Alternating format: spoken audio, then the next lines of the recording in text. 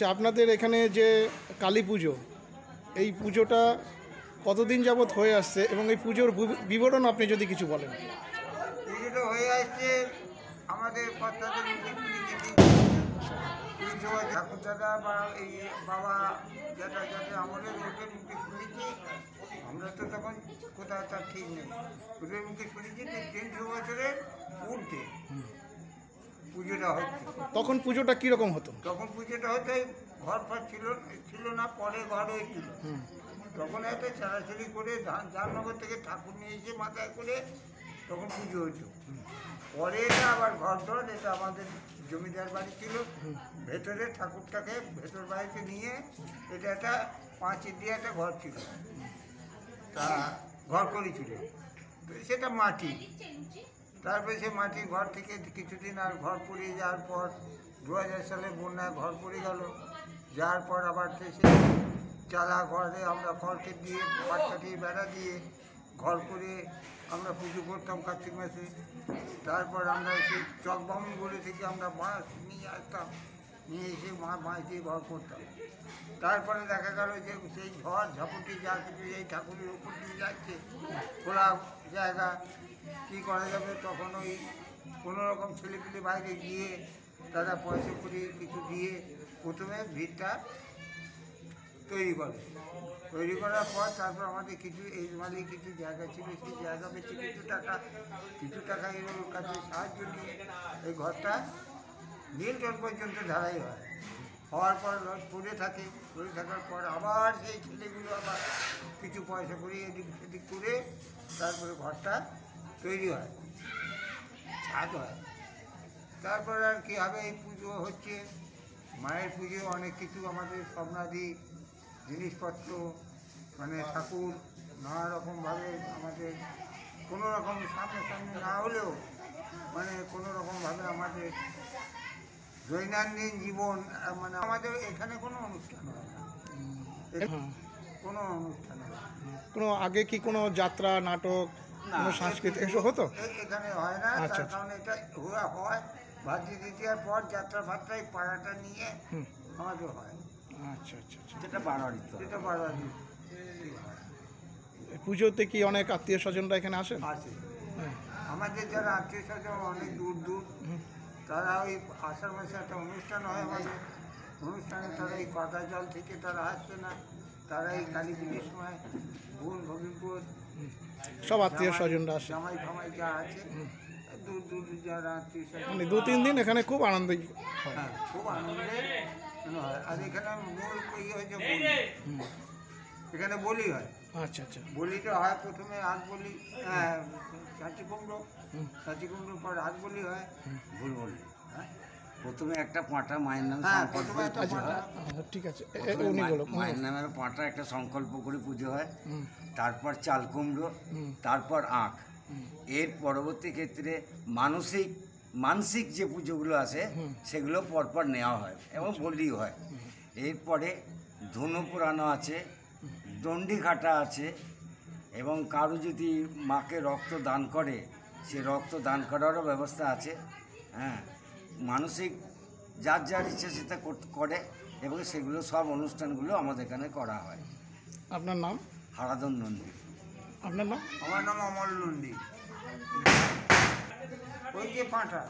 আচ্ছা, তুমি তো এই প্রজন্মের, হ্যাঁ, তুমি তো দেখে আসছো পুজো, কেমন লাগছে এই পুজোর যেটা? এই পুজো তো ভালোই লাগছে। এই পুজোটা আমাদের দীর্ঘদিনের পুজো। আমাদের পূর্বপুরুষ বা আমাদের দাদু, আমাদের জ্যাঠা কাকাদের মুখে শুনেছি যে এই পুজোর অনেক বিশেষত্ব আছে, মা খুব জাগ্রত। বা এই পুজো শুধু আমাদের নন্দী বাড়ির না, এই পুজো আমাদের এলাকাবাসীরও একরকম, মানে আমাদের পারিবারিক পুজো থেকে এই পুজোটা আস্তে আস্তে সার্বজনীনের মতো হয়ে গেছে অনেকটা। কারণ আমাদের পুজো অনুষ্ঠান যখন শুরু হয়, প্রত্যেক গ্রামের লোক, সমস্ত পুজো যারা করে বাড়িতে পুজো, তারাও মায়ের কাছে পুজো দিয়ে গিয়ে তাদের নিজের পুজো। এটাই সবচেয়ে পুরনো পুজো, এটাই আমাদের দেখার। এছাড়াও মায়ের অনেক মহিমা আছে, নানান মহিমার মাধ্যমে দিয়ে মায়ের নানান দিকে মায়ের প্রচারটা বেড়েছে আস্তে আস্তে। এটা আমাদের চোখেই দেখা, বিগত কয়েক বছর ধরে আমাদের এই প্রজন্মে দেখা। যেখানে এই পুজোটা হচ্ছে, গ্রামের নামটা কি? এই গ্রামের নাম ফলহরি। এটা কোন ব্লকের মধ্যে উপস্থিত? এটা আমাদের পূর্বস্থলী 1, আচ্ছা আচ্ছা। পূর্বস্থলী 1 ডোগাইছা গ্রাম পঞ্চায়েত। আপনার নাম? আমার নাম বুদ্ধদেব নন্দী। আচ্ছা। তা এই বিষয়টা যে আনুমানিক যে 300 বছরের বেশি পুজো, এটা আমাদের শোনা বা এলাকাবাসীর কাছে শোনা। তাই আমার একটি অনুরোধ, যাতে আমাদের আপনার চ্যানেলের মাধ্যমে এই পুজোটা বিভিন্ন জায়গায়, মায়ের মহিমা বিভিন্ন জায়গায় যেন ছড়িয়ে দেয়া যায়, এবং 300 বছরের ঊর্ধ্বে পুজো, তো তার থেকে এই বিষয়টা যেন দৃষ্টি আকর্ষণ করে বা প্রশাসনেরও যেন দৃষ্টি আকর্ষণ করা যায়, এটা আপনার কাছে আমার অনুরোধ। নমস্কার। আমাদের এই পুজোয় মানে আমাদের দেখা বংশ পরম্পরা, আমাদের আমাদের এখানে চাটুর্য বাড়ি আছে। বর্তমান আমাদের পুরোহিত বা আমাদের গুরুদেব সনোজ চট্টোপাধ্যায়, উনি বর্তমান মায়ের পুজো করেন, এবং ওনার বংশ পরম্পরা আমাদের দেখা, ওনার বাবাও করতেন। তাতে যেমন সেটা বংশ পরম্পরা হয়ে আছে। আর মায়ের যে প্রতিমা বানায়, জাহান্নগর থেকে প্রতিমা বানায়, যেটা আমাদের দেখা, যে কয়েকটা জেনারেশন মায়ের প্রতিমাও তারা বানায়। আচ্ছা, যেমন অন্য কোথাও প্রতিমা না, বানানো অন্য কোথায় একই, হ্যাঁ। ওই ক্রমরই একই আমাদের মায়ের শিল্পী, প্রতিমা বানায়। ওই পরিবারের শিল্পীরাই তৈরি করে আসছে। হ্যাঁ, ওই পরিবারের শিল্পীরাই তৈরি করেছে। আচ্ছা এটাই আমাদের রীতি। আচ্ছা, আপনাদের এখানে পুজো দেওয়ার কি নিয়মকানুন আছে? হ্যাঁ, আমাদের পুজোর নিয়মটা হচ্ছে যে পুজোর বেলা রাত্রির 12টার পরে বসবে। এবার পুজো হতে হতে, হ্যাঁ, 2:30 পৌনে 3টে, হ্যাঁ, সময় বলি শুরু হয়, হতে হতে মোটামুটি 5:30 6টায় শেষ হয়। আচ্ছা, এবার এই পুষ্পাঞ্জলি দিতে গেলে একদম নির্জলা উপোস থাকতে হবে, এবং সে মানুষ দীক্ষিত হওয়া চাই। আচ্ছা। হ্যাঁ, দীক্ষিত না হলে সে পুষ্পাঞ্জলি এবং নির্জলা উপোস না থাকলে দিতে পারবে না। এটা কিন্তু আমাদের আদেশ।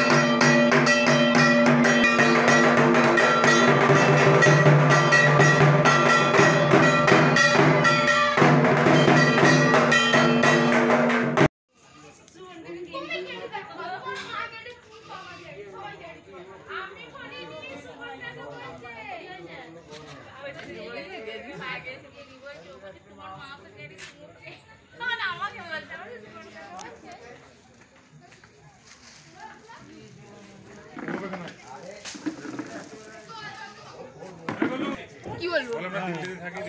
এই যে পুজো হচ্ছে, পুজোটা কেমন লাগছে আপনার? খুব সুন্দর লাগছে।